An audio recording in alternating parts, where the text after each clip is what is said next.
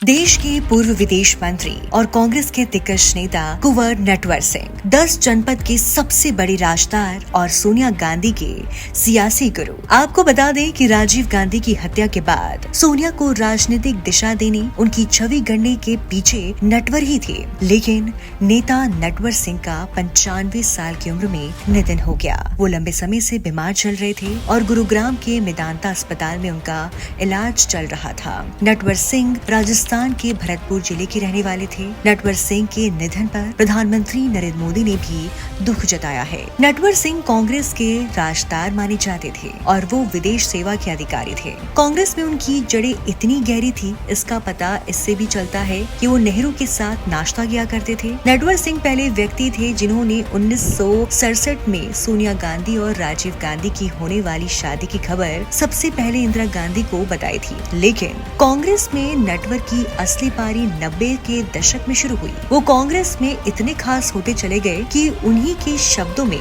जो बातें राहुल प्रियंका को भी नहीं बताई जाती थी, वो सोनिया उनसे शेयर करती थी। राजीव की हत्या के बाद दरअसल सोनिया को सोनिया गांधी बनाने का काम नटवर सिंह ने ही किया था। हिंदी सुधरवाने से लेकर कांग्रेस में उठ रहे बगावत के भंवर से सोनिया को किनारे लगाने का काम कूटनीति के इस माहिर खिलाड़ी ने किया। इसका उन्हें इनाम भी मिला। यूपीए 1 की मनमोहन सरकार में वो विदेश मंत्री बने, लेकिन 2005 में उन्हें कैबिनेट से बाहर का रास्ता दिखा दिया गया। वजह बनी ईरान से तेल के बदले अनाज कांड पर पोल वोल्कर कमेटी की रिपोर्ट, जिसमें उनका नाम भी शामिल था। और इसके बाद गांधी परिवार का ये सिपाही बागी हो गया। 10 जनपद में बेरोक टोक आने जाने वाले नटवर के कदम इसके बाद इस पते पर जीते जी कभी नहीं पड़े। आखिरी सांस तक नटवर के दिल में ये टिस रही।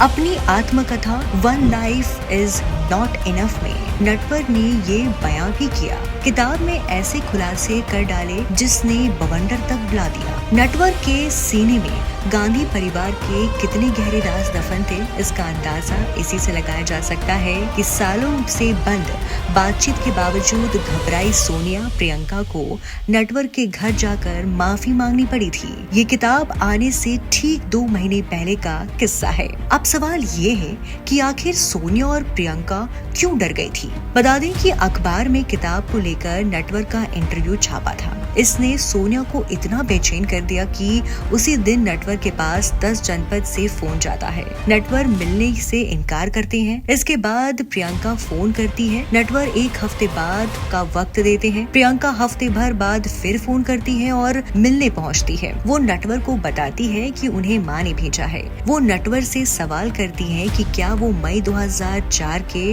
वाक्य के बारे में कुछ लिखेंगे। इसी बीच कमरे में सोनिया दाखिल होती है। नटवर इससे हैरान रह जाते हैं। वो दोनों को भरोसा देते हैं कि कोई घटिया बात नहीं लिखेंगे, लेकिन साफ बता भी देते हैं कि उनके साथ गलत हुआ है। सोनिया ने कहा कि उन्हें जानकारी नहीं थी। नटवर ने कहा कि आपके बिना तो कांग्रेस में पत्ता तक नहीं हिलता। सोनिया ने बाद में मुझसे माफी मांगी। अपनी किताब one life is not enough यानी एक जिंदगी काफी नहीं को लेकर नटवर ने कई इंटरव्यू दिए। सभी में उन्होंने एक ही बात कही कि उन्होंने सारे राज किताब में खोले हैं।